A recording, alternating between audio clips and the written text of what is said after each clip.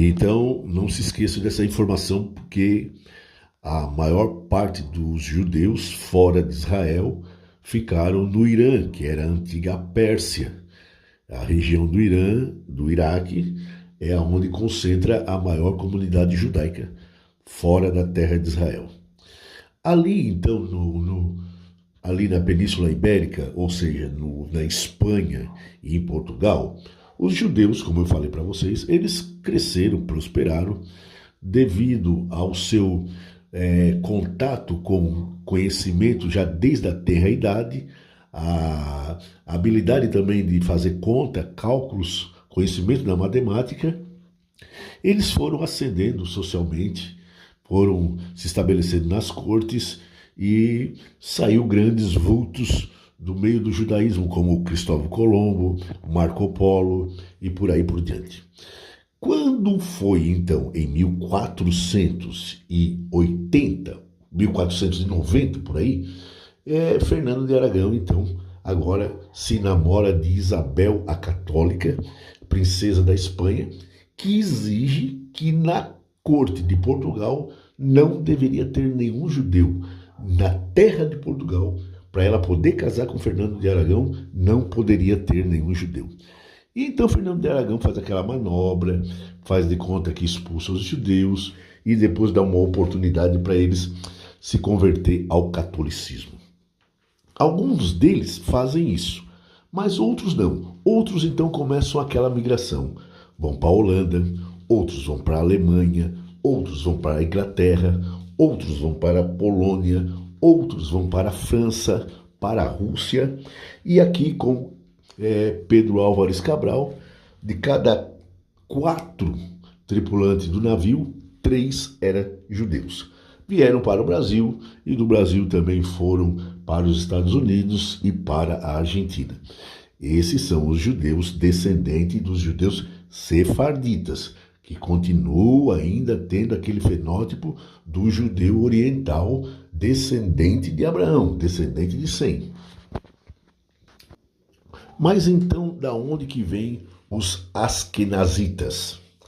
Os judeus askenazitas, eles compõem hoje 70% de todo o povo de Israel, dos judeus que habitam nessa terra. 70%. 30% somente são judeus orientais e descendentes dos tais, tá bom? Eles surgiram de um antigo reino, de uma antiga região, ali das proximidades da Rússia. O nome atual é a Geórgia. Geórgia. A Geórgia, antigamente, era o reino da Casária. Era um reino próspero, era um reino rico, e um detalhe muito interessante, a população daquela região, eles tinham um QI acima da média e muito superior a todos os seus vizinhos. Isso mais tarde nós vamos ver na proeminência dos judeus que apareceram neste mundo fazendo grandes coisas, grandes descobertas. Este pessoal da Casária, eles eram assim, com um QI muito elevado.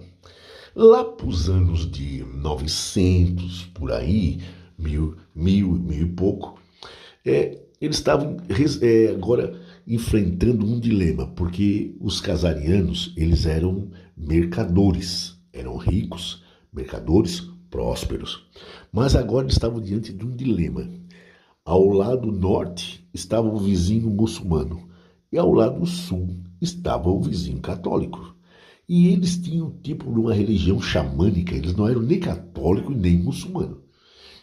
Eles não podiam fazer negócio com os católicos, porque aí os muçulmanos os atacariam. Não podiam fazer negócio com os muçulmanos, porque senão os católicos os atacariam. E o que aconteceu?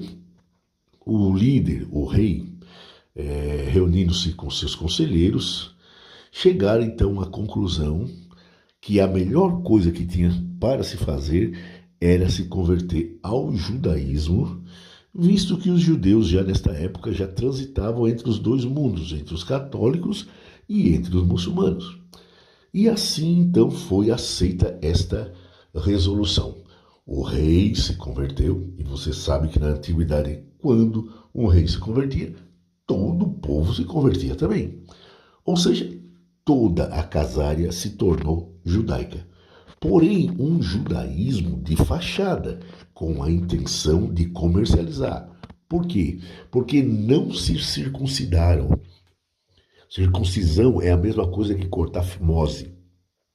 Eles não fizeram isto, que era basilar para o judaísmo do passado. Deus não abria mão. Deus chegou a ponto de querer matar os filhos de Moisés, porque Moisés tinha esquecido de circuncidar os seus filhos. Abraão, com quase 90 anos, teve que se circuncidar. Deus não abria mão, não havia exceção. Para entrar no pacto de Deus, tinha que ser circuncidado. E uma das coisas que os casarianos realmente rejeitaram era a circuncisão.